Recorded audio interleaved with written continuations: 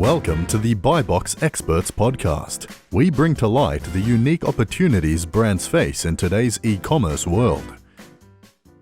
A couple months ago, we did a special series of podcast episodes featuring FBA aggregators, investors, brokers, bankers, and some sellers that had recently sold their businesses to these investors.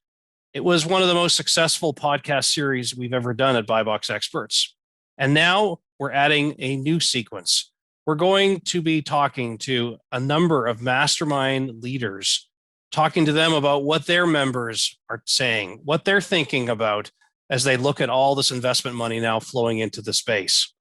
I hope you enjoy our series over the coming weeks.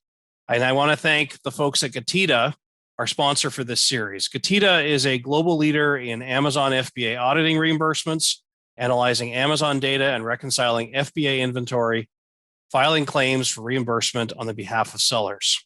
Check out getita.com to learn more. Enjoy our series. Hi, I'm James Thompson, one of the hosts of the BuyBox Experts podcast. I'm a partner with BuyBox Experts and the former business head of the Selling on Amazon team at Amazon, as well as the first FBA account manager for Amazon. I'm the co-author of a couple books on Amazon, including the recent book, Controlling Your Brand in the Age of Amazon. Today's episode is brought to you by BuyBox Experts. BuyBox Experts takes ambitious brands and makes them unbeatable. When you hire BuyBox Experts, you receive the strategy optimization and marketing performance to succeed on Amazon. We also support investors with due diligence services. Go to buyboxexperts.com to learn more. Before I introduce our guest today, I want to send a big shout out to the team at Getita, a global leader in Amazon FBA auditing and reimbursements. Getita analyzes your Amazon data, reconciles your FBA inventory, and files claims for reimbursements on your behalf. To learn more, check out getita.com. Our guest today is Carlos Alvarez, founder and CMO of the Wizards of Ecom, which is the largest Amazon seller meetup group in the world. Carlos is also the founder and CEO of Bluebird Marketing Solutions, an Amazon seller agency. Carlos has also worked with the Small Business Administration, talking about economic empowerment. Carlos, welcome and thank you for joining us today on the BuyBox Experts podcast. Thank you so much for having me. I can check this off my bucket list, and I'm going to grab your book after this. What's the name of the book? Our book is called Controlling Your Brand in the Age of Amazon. I'll send you a copy, not to worry. So let me start by asking you, you run this very large meetup group of Amazon sellers, and there are lots of other groups of Amazon sellers that congregate in different ways. How does your meetup group differentiate itself from other types of Amazon seller groups? That's a great question. One of the major ways is that we began as just an in-person event based out of Miami, Florida. Now it's just encompassing really everything in South Florida. So having that in-person connection and coupling it with the power of, social media and being able to interact in real time between events has, I feel, really allowed you say you're going to do something in this group and you show up to the next event and you didn't do it. It's not like you could just disappear on social media. Like you have to show your goods. You have a lot of events from what I've heard. Tell me a little bit about the types of events that you put together for your sellers. So there's 16 events per month, and 2 of those events per month they're all free. 2 of the events per month are gated in the sense they're advanced, meaning to be part of those events, you have to show me a screenshot or something that you're selling in excess of $1 million a year on Amazon. Mm-hmm. I mean, it means nothing. I mean, you could be broke, but we got to put some criteria, right? And nowadays everyone is like 7, 8, 9 figures, right? I forget. 100K used to be a big deal, but not anymore. Yeah. So we show that. Then the 2 of the other events per month, alternating Wednesdays, are strictly PPC themed. I believe somebody from your team is actually presenting coming up soon on one of those PPC events. The other events are all topic based, and it covers the entire spectrum of Amazon A to Z with a really heavy emphasis on private label. If it was me, it would just be like private label selling. But I do know that I didn't just begin with private label selling, and there was like a path to get there selling on Amazon before reaching that point. So that's what we cover. And a lot of the soft skills. So let's talk about new soft skills needed now. With all these new investors popping into the scene, looking at Amazon private label brands, these brands are a hot commodity now. Let me ask you, what do you see that has caused all this recent interest in private label brands that, quite frankly, have been around since the beginning of the Amazon marketplace? The ease of entry, I would say it's pretty straightforward nowadays to, if you treat this like a business, it pays you like a business. So if you Mm-hmm. treat this like a business and you understand the power of networking, listening to podcasts like yours, reading books, and treating it like a business, networking with people, you stand a really good chance of having a successful, profitable brand. And I think that has just, reached the right people. And now we have a lot of just, I probably get 3 messages a day easily running this group from Mm-hmm. another brand, M&A. We can offer everyone in your group, amazing exits and all this other stuff. But I think that's what happened. I think these hedge fund types have said, wait a minute, there's a lot of money here. There is a lot of money. There is a lot of money, but there's also a lot of questions. And I'm curious, how has the conversation changed within your meetup group now that people are starting to see other sellers getting those successful exits? Now, talk to me about some of the new questions you're starting to hear people talking to each other. Yeah, God, it's such an awesome topic across the entire spectrum. First of all, everything now is sort of run through the filter of, like, when somebody asks a question, it's no longer just the question. It's, and how would that impact me on an exit? Does that make me more attractive in an exit? Yeah, yeah. How to handle debt. Should I take a loan? And if I take it from a family member versus something else, does that impact me? One good thing is, business partners and how that affects you when you're starting off.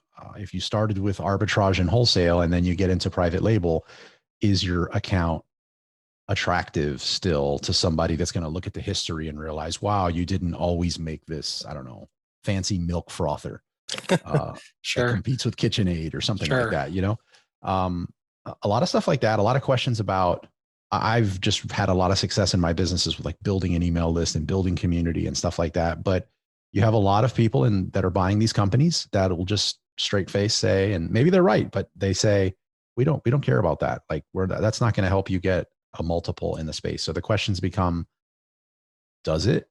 Like, does having a social media following and an email list and IP and all these other things, does that make you more attractive in an exit? Or is it just pure data, follow the numbers, treat this like day trading, and just make it look as pretty as possible with a bow to sell? So let's talk about, what do you see as some of the biggest concerns that private label sellers are now having to tackle, issues that they weren't tackling in the past? You talked about, your example of how do I tackle debt, but I've got to think that having people on the sidelines standing there saying, I want to buy your brand, there's a lot of new concerns that brand owners have to think through, that in the past those were irrelevant parts of the day-to-day equation. Absolutely. I don't know if that was a question. Like, Yeah, what yeah. So the question is, like, what are the biggest concerns that you're now seeing among your members, where they're having to ask the questions around, the potential to eventually exit? You gave the example of, do I borrow money from family or do I go elsewhere? yeah. Well, what are some of these other concerns that you're seeing loud and clearly? Questions, and not really concerns. Questions like, how much do I have to be selling to be attractive for somebody to want to buy my company? Should I stay on as, like, a part-time or advisor or something after the fact? Yep. Or can I just walk away clean and be done with it? Yep. What if I really love this space, but I like something else in this space? Am I going to have a non-compete if I sell and I can't do this other thing? And that's kind of like all I know. A lot of stuff, a lot of stuff too that have come up a lot recently are, and I guess there's some information going around that you're almost less attractive. Your brand, on Amazon, is less attractive if you are already selling successfully internationally. I don't get the logic in this one, but I'm getting it asked a lot, and it's more like your upside that they see is less.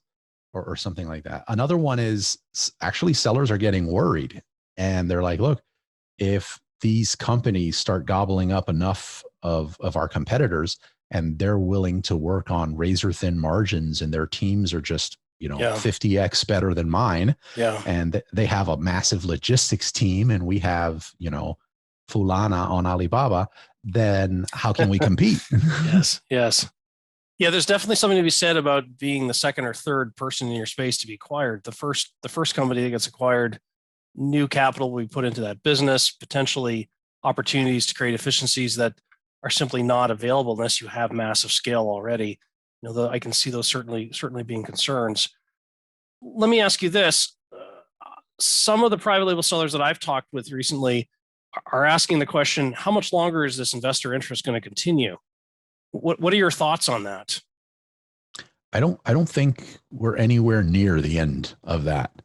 I think the next year or two, personally, well, I had intentions to exit two of my brands this year. And I had those intentions January or February of last year.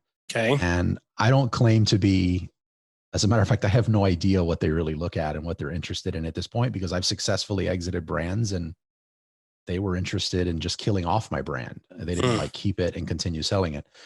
But COVID happened, and it's a sad and horrible thing. But if you're in e-commerce, you do have something to smile about. Yeah. And we had 69% growth. Now I was like, okay, well, let's just continue riding this. So, we'll look better. Let's exit in 2021. But now we have a few months to compare towards against the earlier months of last year. And I see continued growth. I'm not seeing any kind of pullback. Yeah. So if that's the case, then I think we at least have a few more years, because I'm not going to exit now.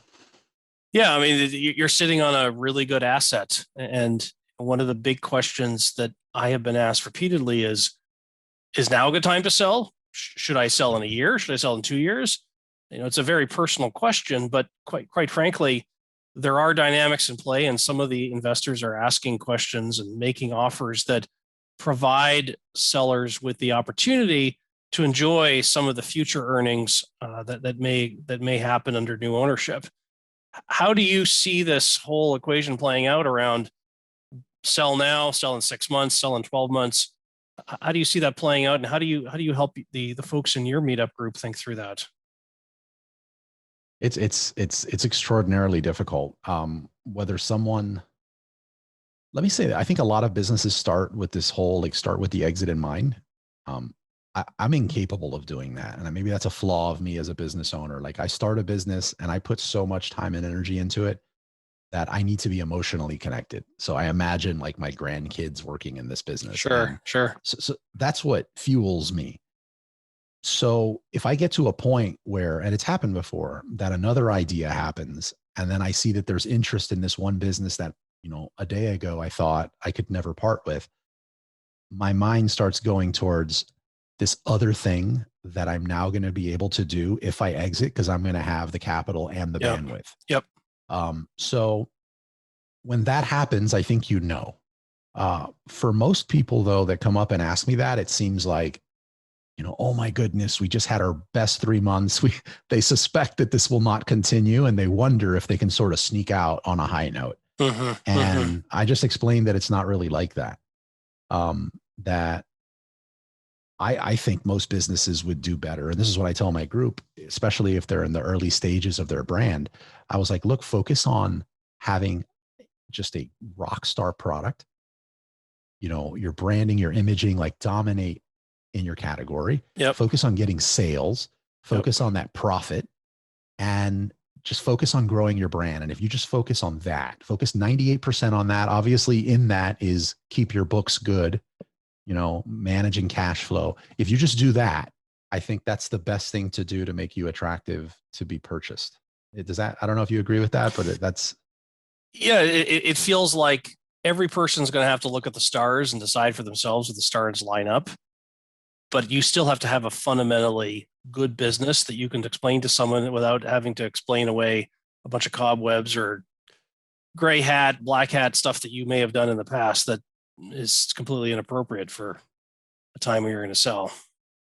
Yeah, that's a good point that you bring up there. Like I'm extraordinarily white hat, like maybe even to a fault. I mean, I think you should push a little gray, because as business owners, we should push limits and explore, but definitely not even dark gray or black for me. Yeah. Yeah. And I see some people that are just getting a ton of reviews and doing a lot of black hat stuff to rank and become attractive. And I'm thinking, like, say Thrasio, right? I have no affiliation with them, but I know some of the people that are over there. And these are people that are clearly going to be able to look at an account and see what black hat stuff was done. Like, nobody's going to be duped here anymore. Yeah. Yeah. So I want to run through some very specific tactical aspects of running a private label brand and how some of these components are having to evolve because there is the possibility of an exit. So let's talk first and foremost, getting your operating procedures documented. How do you think about that process?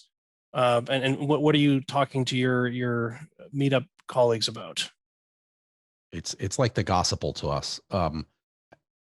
It's something that I've always put a great emphasis on, is building your SOPs out. Now that there's a lot of talk on exiting, my personal opinion is that has to be very attractive in an exit. So what I am hearing, though, from some people that buy company, they just come in, they're like, look, we're not interested in your SOPs. Like, we have our own SOPs. So I still emphasize people to build out their SOPs to be attractive for a business, even for a purchase, even if the fact of having those SOPs will allow them to reach a level in their business with their sanity that will make them attractive. So either way, I think SOPs are extraordinarily important. Carlos, talk to me about getting your P&L numbers in order, making the metrics look good. How do you help your members think through that process when, historically you could have a bunch of receipts in a shoebox and nobody really cared, but now that you have to show stuff to somebody else, metrics and P&L, those things kind of matter. Absolutely. My answer is not very glamorous, but in my early stages of running a business, and I lucked up and sold an early business, I immediately went to night school to learn, bookkeeping and accounting. That was horrible. Yep. Absolutely horrible. And one of the worst experiences in my long list of bad experiences in my life. And I decided it's good to hire amazing people for this. So I suggest to any business, especially for the exit, that you hire the right team for that.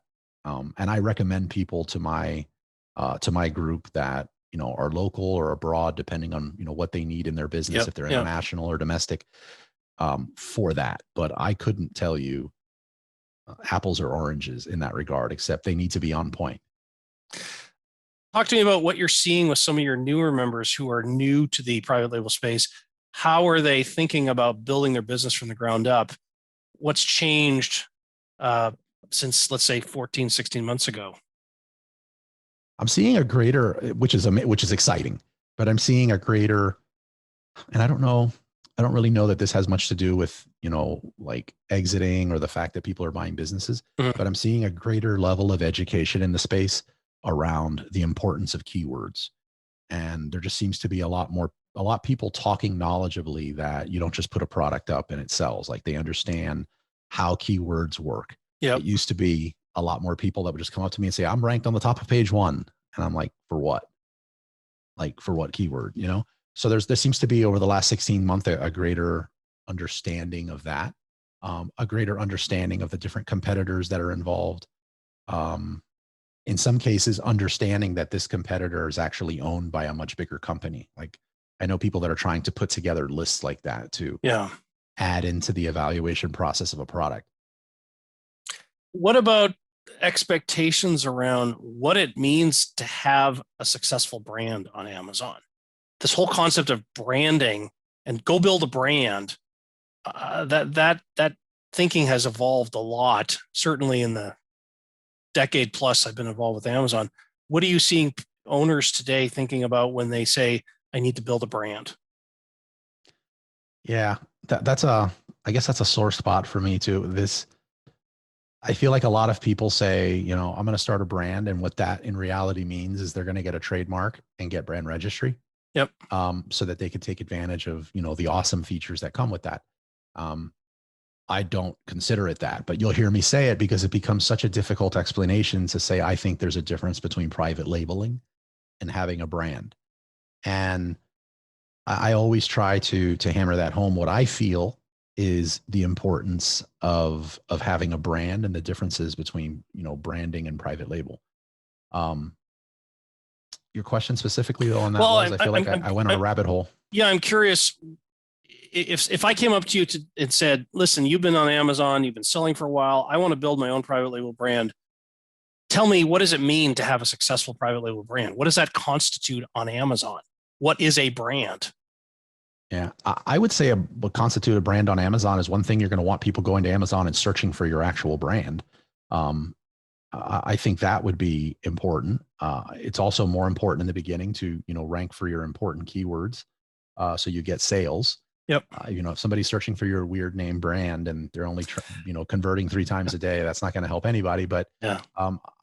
Nowadays, I would also say that important for Amazon is owning your own list, building your own community, creating your own content off of Amazon.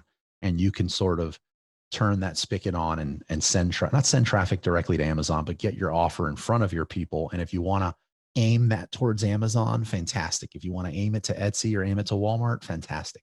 Yeah. But even if you rank really good for your important keywords and you're doing great, we all know sometimes things happen with Amazon and it takes a day or a week or 2 weeks to resolve.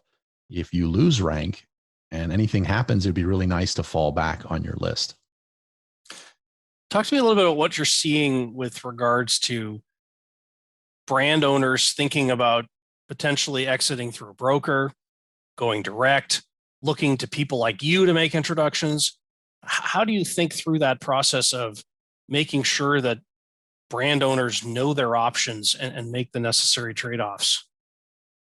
Yeah, I have a few people that I really trust that are no longer in the space and they're just keeping an eye on it more as a hobby. They're retired.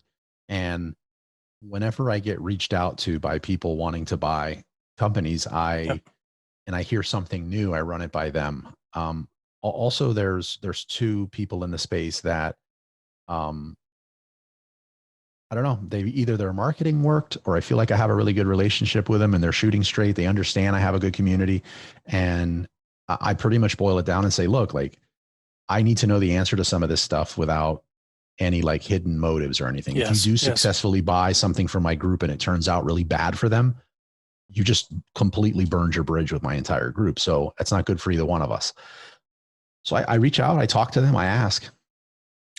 How are you seeing your members evaluating the prospects of going direct to, an aggregator that reaches out to them versus let me go to a broker who will package up my business and let's see if we can get 10 offers. How do you think through that process? Yeah, my group is enamored. Again, I have no affiliation with them, but my group is enamored with Thrasio. So like Thrasio is almost like when somebody says they want to sell their business, they just say that. It's like synonymous in my group right now with that. So I think everyone is like hell-bent in going in that direction. Do you think there's enough private label brands, good private label brands out there that aggregators will be able to wait for these brands to finally come around, or the aggregators will have to keep going to brokers and doing outreach directly to brands that may not be necessarily ready to sell? That's a phenomenal question. I'm trying to like scramble for that answer myself right now. Like, is there enough private label brands right now for what a phenomenal question? I mean, you're an owner of brands that, of course, I'm sure they're phenomenal brands, but the question is, how do you find the right the right buyer who will say, yes, this is a phenomenal brand? And it's there's a lot of stuff to think through, especially when, I'm impressed by what you said at the beginning. You've got a whole bunch of different things you're working on, this brand and that brand and this brand. And I suspect for many people listening, they have one brand. This is the first time they're doing this. And the prospect of having 4 or 5 other brands that are all being run as separate businesses, that sounds great, but that's way more complicated than most of us can handle right now. So, and the challenge of this is my first business I'm building, the first business I'm ready to sell. Again, how do I avoid making mistakes that have been made over and over by others How do I learn from those mistakes? How do I leverage the wizards of ecom and all the members that have gone before me down this sales path? How do you make sure that knowledge comes back to your group so everyone can benefit?